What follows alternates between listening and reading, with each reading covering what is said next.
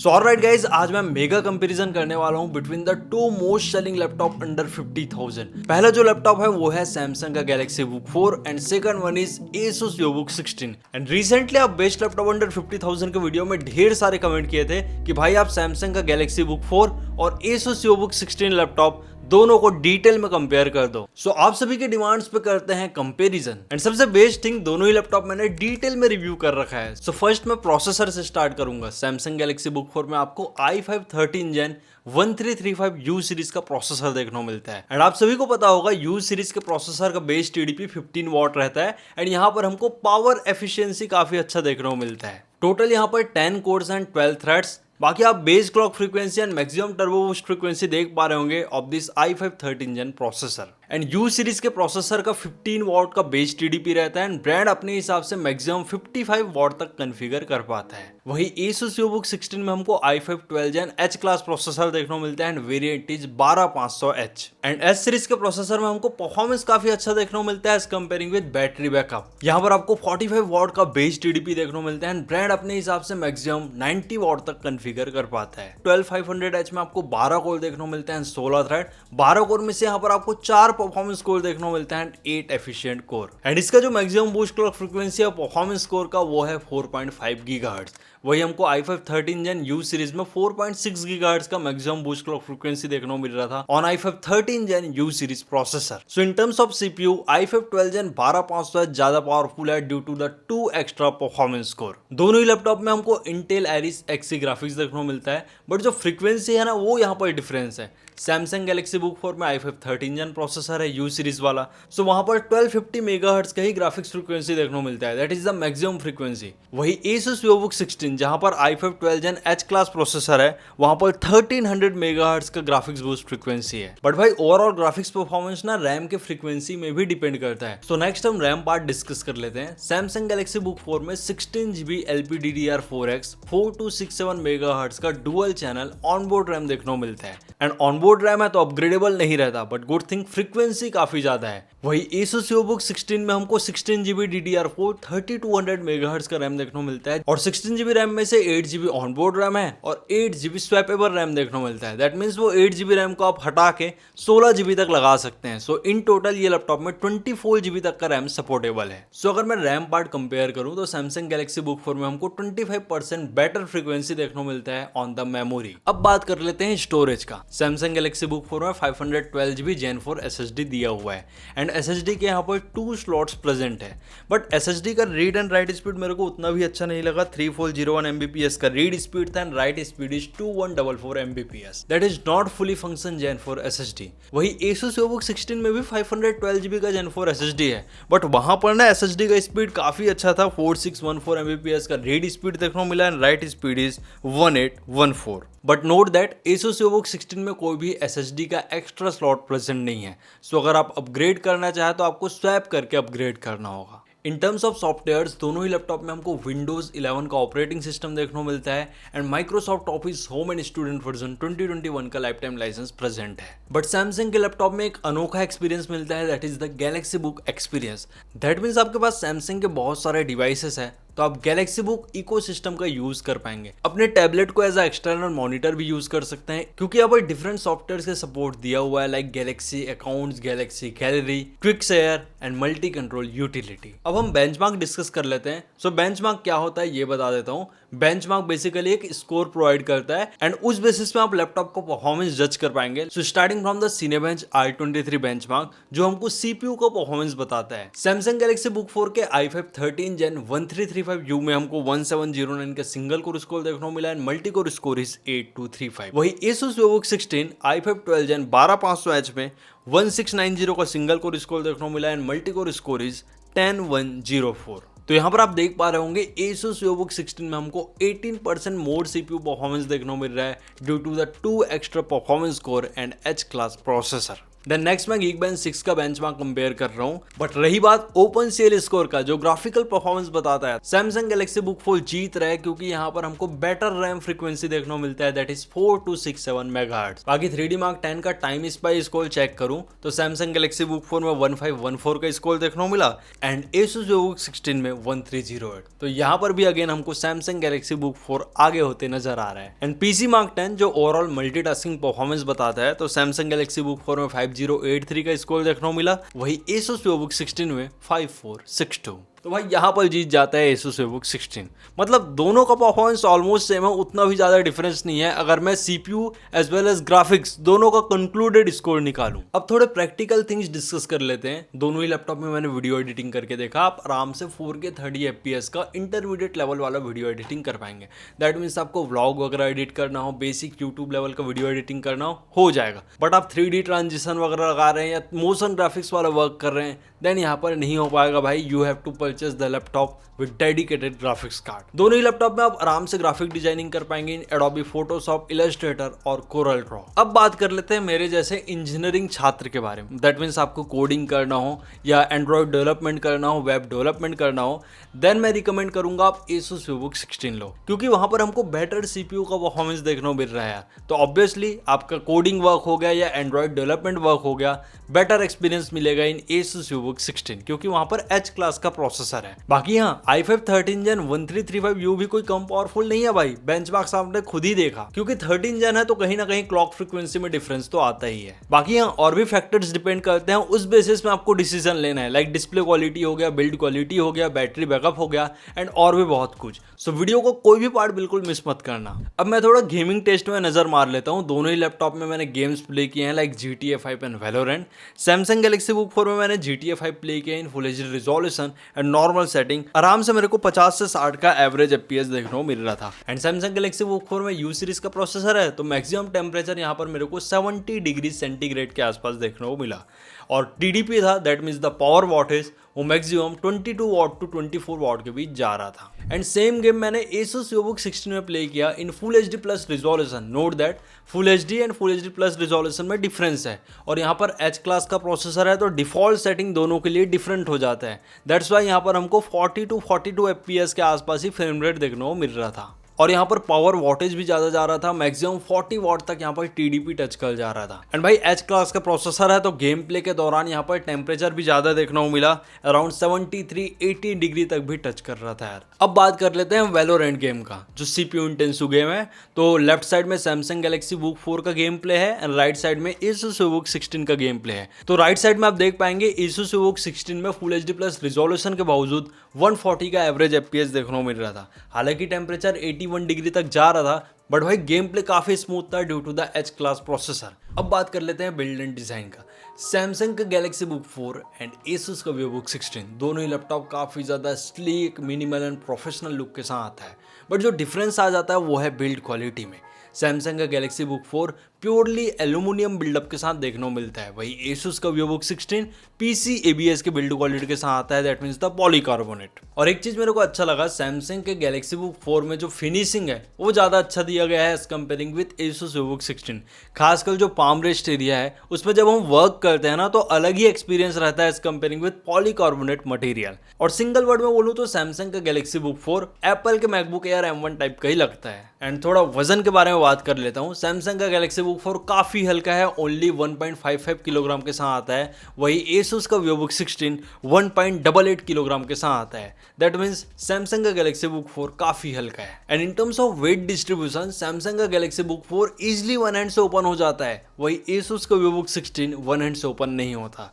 तो यहाँ से क्लियर डिफरेंस नजर आता है यार। जो एल्यूमिनियम बिल्डअप के लैपटॉप रहते हैं उसका वेट डिस्ट्रीब्यूशन काफ़ी अच्छा रहता है as comparing with PC ABS build quality. अब देखो Galaxy Book 4 ना एल्यूमिनियम बिल्डअप के साथ आता है, तो यहाँ पर टॉपलेट फ्लैक्स, कीबोर्ड फ्लैक्स एकदम ही नेग्लिजिबल देखने को मिलता है। वही Asus VivoBook 16 PC ABS के बिल्ड क्वालिटी के साथ आता है, तो वहाँ पर हमको फ्लैक्स देखने को मिलता है both in the tablet and keyboard. और भाई रही बात वॉबलिंग की, तो Asus का VivoBook 16 इंच के फॉर्म फैक्टर के साथ आता है, तो वहाँ पर हमको स्क्रीन वॉबलिंग देखने को मिलता है थोड़ा बहुत, not very more. But Galaxy Book 4 में बिल्कुल भी स्क्रीन वॉबलिंग नहीं है। एंड दोनों ही लैपटॉप का इनर डिजाइन काफी अच्छा है। 16 इंच के फॉर्म फैक्टर के कारण Asus VivoBook 16 में हमको बेटर वीविंग एरिया देखने को मिलता है। सो ये आपको पर्सनल चॉइस हो सकता है कि आपको 15.6 इंच चाहिए या 16 इंच चाहिए। अब बात कर लेते हैं keyboard, track pad and fingerprint के बारे में। Samsung Galaxy Book 4 में फुल साइज बैकलिट कीबोर्ड देखने को मिलता है एंड सीजर मैकेनिज्म कीबोर्ड देखने को मिलता है just like MacBook series. And Asus VivoBook 16 में भी हमको फुल साइज बैकलाइट कीबोर्ड देखने को मिलता है, बट वहां पर की ट्रैवल ज्यादा है, दैट इज 1.4 mm। वही Galaxy Book 4 में ओनली 1.2 mm का ही की ट्रैवल देखने को मिलता है। सो ये पर्सन टू पर्सन डिपेंड करता है कि आप जब की प्लेस करते हैं तो आपको कैसा फील चाहिए। लाइक आप एप्पल के लैपटॉप यूज करोगे तो वहां पर एकदम कम की ट्रैवल लगता है और एकदम सॉफ्ट टच वाला फील होता है यार। तो मेरे को तो Samsung Galaxy Book 4 का कीबोर्ड पर्सनली ज्यादा अच्छा लगा है as comparing with Asus VivoBook 16। दोनों ही लैपटॉप में हमको ग्लास फिनिश का ट्रैक पैड देखने को मिलता है, तो दोनों ही लैपटॉप में मेरा एक्सपीरियंस काफी अच्छा था। बाकी Asus VivoBook 16 में आपको थोड़ा बड़ा ट्रैक पैड देखने को मिलता है due to the 16 inch form factor. And अगर मैं फिंगरप्रिंट रीडर के प्लेसमेंट के बारे में बात करूं तो पावर बटन में आपको फिंगरप्रिंट रीडर देखने को मिलता है ऑन Galaxy Book 4। वही Asus VivoBook 16 में ट्रैक पैड के टॉप राइट कॉर्नर में आपको फिंगरप्रिंट रीडर देखने को मिलता है। दोस्तों किसी भी लैपटॉप में ना डिस्प्ले काफी इंपॉर्टेंट हार्डवेयर हो जाता है, क्योंकि उसी में हम मैक्सिमम टाइम एक्सपेंड करते हैं यार, क्योंकि डिस्प्ले ही अच्छा नहीं रहेगा हम वर्क कैसे करेंगे। Samsung के Galaxy Book 4 में आपको 15.6 inch full HD IPS anti glare display देखने को मिलता है, 300 नीट्स का पीक ब्राइटनेस है, 45% NTSC का कलर गैमेट है एंड 60 हर्ट्ज का रिफ्रेश रेट। और Samsung कभी कंप्रोमाइज नहीं करता इन टर्म्स ऑफ डिस्प्ले, क्योंकि आपको पता ही है भाई, even iPhone uses the Samsung display. वही Asus के VivoBook 16 में हमको 16 इंच का WUXGA मतलब फुल HD प्लस रिजोल्यूशन वाला डिस्प्ले देखने को मिलता है, 16:10 एस्पेक्ट रेशियो के साथ आता है, एंटी ग्लेयर कोटिंग भी है। बट नोट दैट यहाँ पर प्योरली IPS पैनल देखने को नहीं मिलता, IPS लेवल पैनल देखने को मिलता है, that is basically the WV panel. तो WV पैनल में क्या होता है ना, हम थोड़ा बहुत भी एंगल चेंज किए डिस्प्ले का तो यहाँ पर कलर शिफ्ट देखने को मिलता है, बट ब्राइटनेस काफी अच्छा है, 300 नीट्स का पीक ब्राइटनेस है, 45% NTSC का कलर गैमेट है and refresh rate is 60 hertz. And overall Asus VivoBook 16 का भी डिस्प्ले अच्छा लगा, क्योंकि जो कलर शिफ्ट वाला मामला है ना, वो 300 नीट्स ब्राइटनेस होने के कारण बहुत ही ज्यादा कम हो जाता है, तो एकाएक उतना पता भी नहीं चलता यार। But no doubt IPS panel is the best display panel after the OLED। दोनों ही लैपटॉप में 100% sRGB colour gamut is missing here, यहाँ पर सिर्फ 62.5% का ही sRGB प्रेजेंट है। अब बात कर लेते हैं ध्वनि की, दैट मीन्स द स्पीकर्स। दोनों ही लैपटॉप में हमको 2 वॉट के 2 बॉटम फायरिंग स्पीकर देखने को मिलता है, बट Samsung में आपको Dolby Atmos का प्रोसेसिंग देखने को मिलता है, वही Asus VivoBook 16 में हमको DTS का ऑडियो प्रोसेसिंग देखने को मिलता है।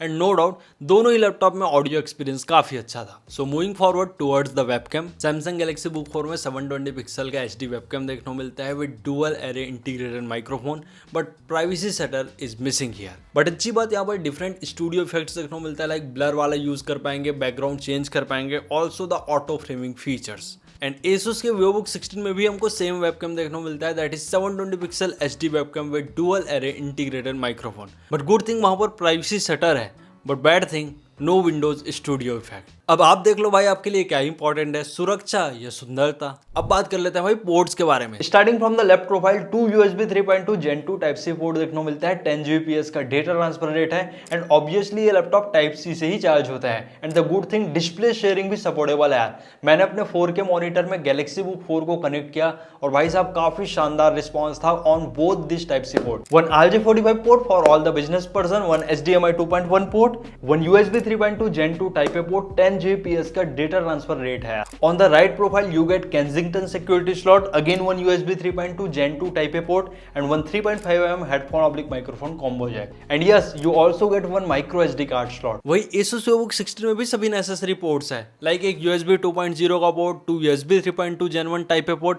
बट Asus VivoBook 16 में जो टाइप सी पोर्ट प्रेजेंट है ना, वहां पर आप खाली डेटा ट्रांसफर ही कर पाएंगे। Display sharing and type C charging is not supportable in Asus VivoBook 16। न ही लैपटॉप में RJ45 दिया हुआ है, न ही micro SD card slot. So in terms of port Samsung का Galaxy Book 4 is winner here due to the fully function type C port, RJ45 port and micro SD card slot. And in terms of connectivity again Samsung का Galaxy Book 4 यहाँ पर winner है, क्योंकि यहाँ पर है Wi-Fi 6 and Bluetooth version is 5.2। वही Asus के VivoBook 16 में हमको Wi-Fi 5 देखने को मिलता है एंड ब्लूटूथ वर्जन इज 5.1। अब देखो दोस्तों, लोग लैपटॉप क्यों लेते हैं? For the portability and battery backup. तो वो पार्ट हम डिस्कस कर लेते हैं। सैमसंग गैलेक्सी बुक 4 में हमको 54 वॉट आवर का बैटरी देखने को मिलता है, वही Asus VivoBook 16 में हमको सिर्फ 42 वॉट आवर का बैटरी देखने को मिलता है। तो यहाँ पर जमीन आसमान का डिफरेंस आ जाता है इन terms of battery backup. Samsung Galaxy book 4 में जब मैंने मूवी वॉच किया तो मेरे को 7 आवर्स का बैटरी बैकअप देखने को मिला, वही Asus VivoBook 16 में ओनली 4 to 5 आवर्स का ही बैटरी बैकअप देखने को मिला। एंड अगर आप हाई इंटेंसिव वर्क करते हैं, लाइक थोड़ा ग्राफिक डिजाइनिंग कर रहे हैं या कोडिंग कर रहे हैं, तो सैमसंग के गैलेक्सी बुक 4 में आप आराम से 4 से 5 घंटे का बैकअप एक्सपेक्ट कर पाएंगे, वही Asus के VivoBook 16 में आप 2 से 2.5 घंटे का ही बैकअप एक्सपेक्ट कर पाएंगे। एंड यस, सैमसंग के गैलेक्सी बुक 4 में 45 वॉट का टाइप सी अडाप्टर प्रेजेंट है, इजीली आप लैपटॉप को टाइप सी से चार्ज कर पाएंगे with in 60 to 90 minutes. And Asus के लैपटॉप में हमको 65 वॉट का राउंड पिन अडाप्टर देखने को मिलता है। तो यस, आप Asus VivoBook 16 को टाइप सी से चार्ज नहीं कर पाएंगे। So again in terms of battery backup, Samsung Galaxy book 4 wins. And thermals के बारे में बात करूँ तो दोनों ही लैपटॉप 1 फैन के मॉड्यूल के साथ आता है। अब Asus का VivoBook 16 H क्लास प्रोसेसर के साथ आता है, तो वहाँ पर हमको ज़्यादा टेम्परेचर देखने को मिला during the game play. Around 80-81 degree centigrade तक टेम्परेचर चले जा रहा था। वही सैमसंग के गैलेक्सी बुक 4 में मेरे को मैक्सिमम 70 डिग्री के आसपास ही टेम्परेचर देखने को मिला। तो यस, Asus का VivoBook 16 कहीं ज़्यादा टेम्परेचर रेस करता है। बट हाँ, Asus के लैपटॉप में दो एग्जॉस्ट वेंट भी दिया हुआ है ताकि एयर सर्कुलेशन काफ़ी अच्छे से हो। So in terms of pricing, Samsung का गैलेक्सी बुक 4 56,490 में अवेलेबल होता है।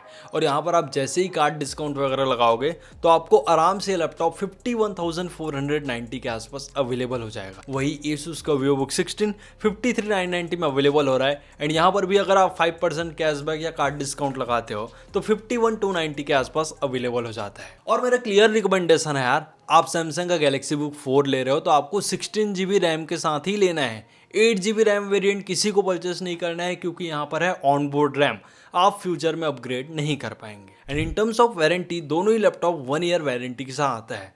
एंड बहुत लोग कमेंट करते हैं यार कि सैमसंग का सर्विस कैसा होगा, सैमसंग का सर्विस कैसा होगा। रियली सैमसंग का भी सर्विस काफ़ी अच्छा है, और सैमसंग छोटा मोटा कंपनी नहीं है। 1994 से वो भी पीसी सेगमेंट में एंटर कर रखा है। बट हाँ, इंडिया में लैपटॉप लॉन्च नहीं हो रहे थे, वो अलग बात है। और हाँ, जो Asus का लैपटॉप लेने का सोच रहे हैं वो 99 रुपीज़ एक्स्ट्रा पे करके 1 ईयर के लिए अपना वारंटी जरूर एक्सटेंड करा लेना। डिस्क्रिप्शन में मैं Asus का ऑफिशियल साइट का लिंक जरूर ड्रॉप कर दूंगा। So it's time for final conclusion, Samsung का गैलेक्सी बुक 4 लूं या Asus का VivoBook 16? देखो भाई, मेरा क्लियर रिकमेंडेशन है, मैंने हर एक पार्ट को डिटेल में डिस्कस कर दिया। अब आप देख लो कि आपके लिए कौन सा वाला स्पेक्स ज्यादा इंपॉर्टेंट रखता है। बट मेरा ओवरऑल ओपिनियन दूं तो मैं सैमसंग का गैलेक्सी बुक 4 प्रीफर करूंगा, क्योंकि यहाँ पर जो फीचर्स मिलते हैं वो बिल्कुल लेटेस्ट है और सभी चीज एकदम परफेक्ट देखने को मिलता है। वही Asus VivoBook 16 के बारे में बात करो तो वहां पर हमको 25% मोर CPU परफॉर्मेंस देखने को मिलता है due to the H class processor. But thing is that वहां पर 3200 मेगाहर्ट्ज का ही रैम है ना, तो भाई ये भी डिपेंड करता है कि CPU के साथ साथ रैम का फ्रीक्वेंसी कैसा है। सो भाई, जब भी हम हैवी टास्क करते हैं तो CPU के साथ साथ रैम का फ्रीक्वेंसी और SSD का स्पीड, ये सब भी मैटर करता है। तो उस पर्सपेक्टिव से मेरे को सैमसंग का गैलेक्सी बुक 4 ज़्यादा अच्छा लगा। बट हाँ, जिनको थोड़ा हाई लेवल का कोडिंग करना है, एंड्रॉइड डेवलपमेंट वाला वर्क करना है, तो मेरा क्लियर रिकमेंडेशन रहेगा आप Asus का VivoBook 16 ले लो, क्योंकि वहाँ पर 16 इंच का भी डिस्प्ले है और आपको थोड़ा बेटर परफॉर्मेंस देखने को मिलेगा एज कंपेयरिंग विद सैमसंग का गैलेक्सी बुक 4। बाकी आप दोनों में से कौन सा लैपटॉप सिलेक्ट करोगे कमेंट करके जरूर बताइएगा। एंड अगर आपको ये कंपेरिजन वीडियो अच्छा लगा हो तो वीडियो को लाइक कर देना, साथ ही चैनल में न हो तो चैनल को सब्सक्राइब मारो यार। मिलते हैं नेक्स्ट अमेजिंग वीडियो के साथ। Till then take care and very good bye to all of you.